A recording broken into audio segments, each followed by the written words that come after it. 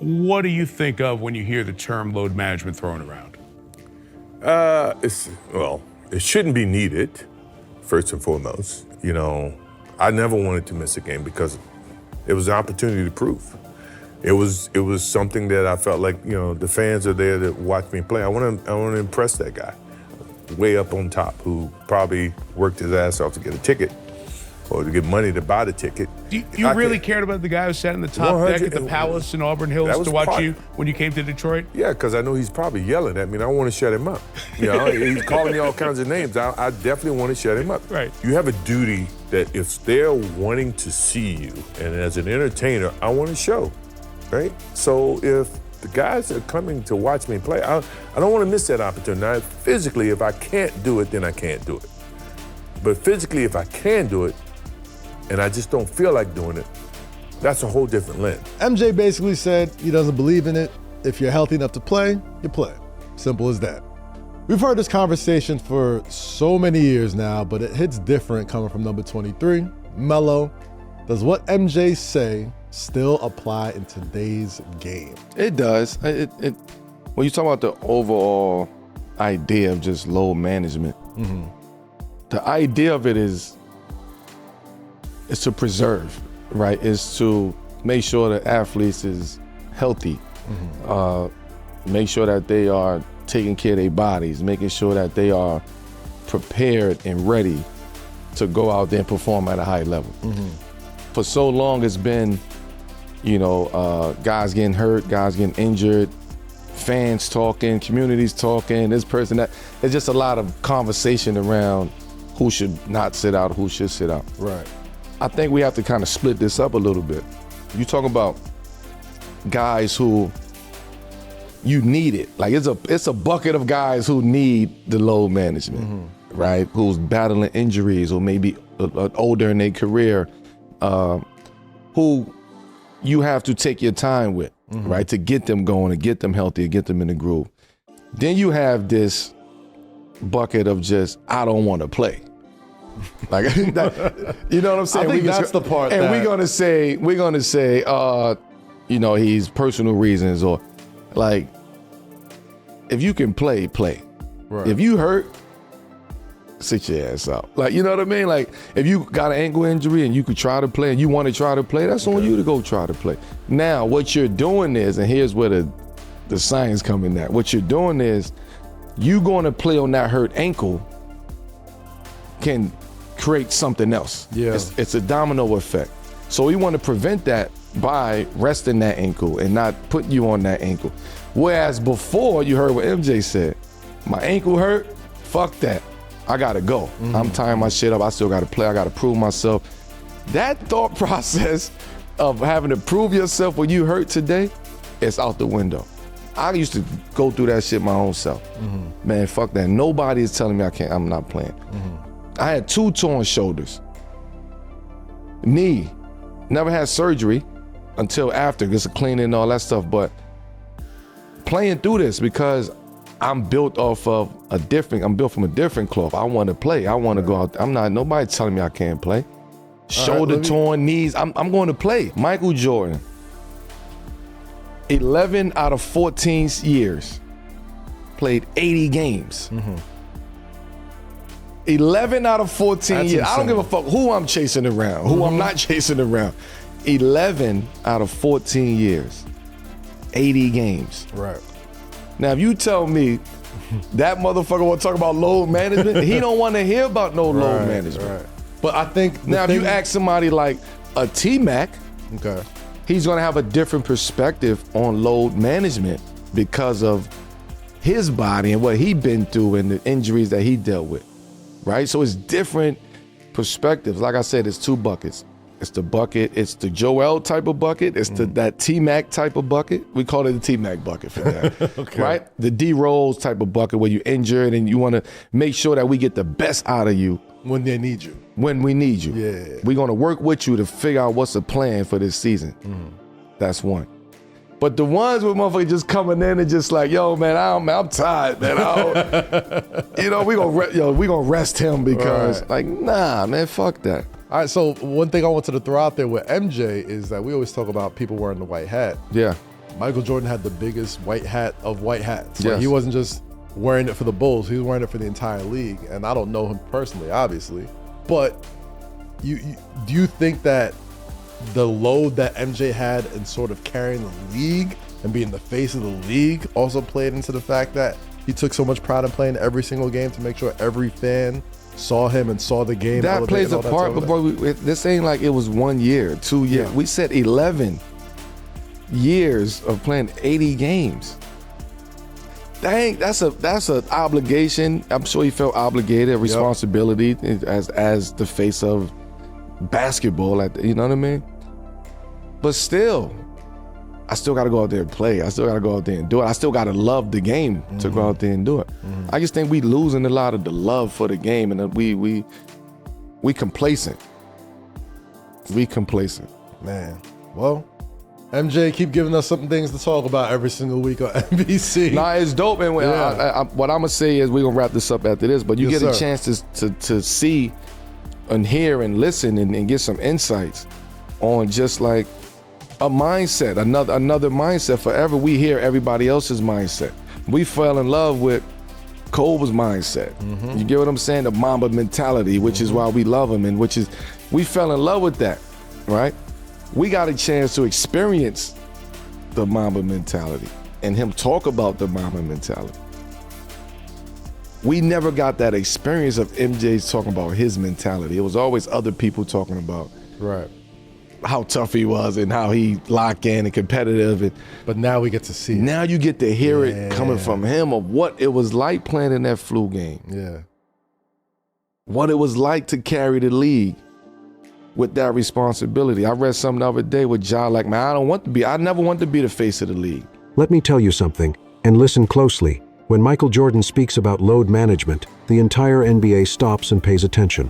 Why?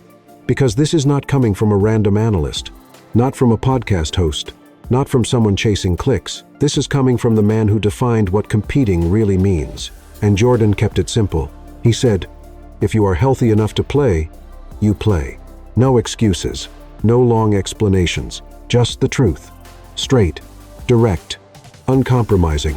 Because when Jordan talks about playing, he is not talking about theories or numbers. He is talking about real experience. Jordan played in the toughest era the league has ever seen. A time when players were pushed, grabbed, hit, and knocked to the floor. A time when sports science did not exist. A time when you did not sit because a chart told you to rest.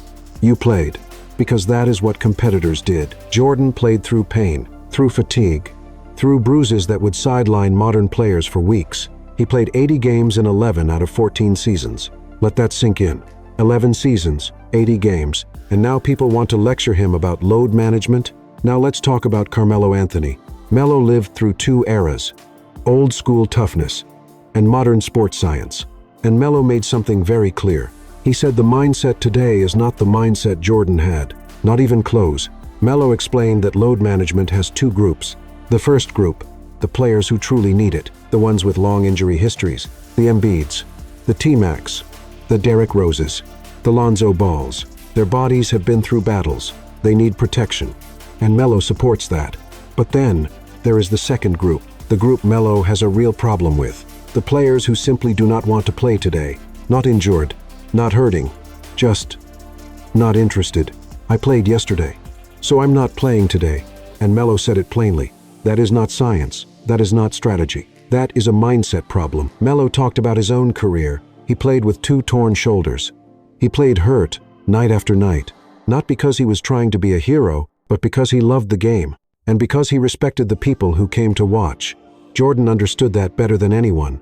He knew every fan in the arena deserved a show, especially the fan in the cheap seats, the one who saved money for months, just to see him play, one time. That is why Melo said Jordan wore the biggest white hat ever. He was not just the face of the Bulls, he was the face of the entire NBA. And with that title came responsibility. Jordan embraced it. He carried it. He never ran from it. Now, to be fair, load management today has a purpose. It protects careers. It prevents serious injuries. It helps teams think long-term. But here is the danger. When load management becomes an excuse, when it becomes a shield for players who lack fire, when it becomes a way to avoid responsibility, then the league loses something important. It loses passion. It loses accountability. It loses the Jordan mentality.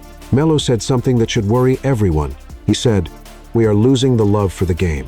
We are getting complacent." Jordan did not play because it was convenient. He played because basketball was his lifeline. He played because competition fueled him. He played because showing up mattered. And that is the difference. The old era lived to compete. Today, some players compete only when they feel like it. Load management is not the enemy.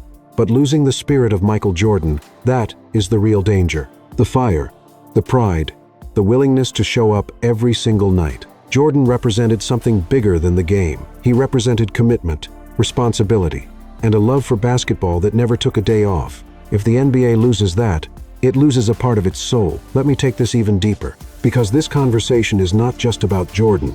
It is not just about Melo. It is about what the NBA used to demand and what the NBA allows today. Back then, you did not talk about rest. You talked about availability. You talked about durability.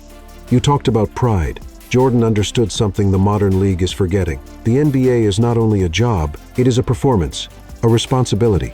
Every night you step onto that court, you are playing for people who may never get the chance to see you again. And Jordan internalized that. It mattered to him. He felt it in his chest. But today, workload charts tell players when they should sit. GPS trackers tell them how much they ran. And sometimes, players hide behind that data. Not everyone, but enough to change the culture. And that is why Melo pushed back so hard. He knows what it feels like to fight. He knows what it means to grind. He knows what it means to play because you refuse to let the game down. And here is the key difference. Jordan did not wait for permission. He did not ask for comfort. He did not want anyone to save him. Jordan wanted pressure. He chased pressure. He thrived on pressure because pressure is what reveals greatness. Today, too many players want greatness without the grind. They want legacy without the labor. They want the crown without the weight that comes with wearing it. This is what Melo means when he says we are losing the love for the game. The passion is fading. The urgency is fading. The inner fire that made the 80 seconds and 90 seconds so iconic is fading. And you can see it in the numbers. You can see it in the schedules. You can see it in the empty nights where stars sit out. Not because they are hurt, but because someone told them to rest. Imagine telling Jordan in 1992, "Mike, tonight is a rest night." He would have stared at you like you were speaking another language. He would have laced up his shoes anyway. Because Jordan understood something players today often forget. Your career is short. Your moments are limited. Your legacy is built one night at a time. And here is the irony. Sports science is supposed to prevent injuries. But somehow, players today are injured more than ever. Why? Because you cannot substitute intensity with caution. You cannot build toughness by avoiding discomfort.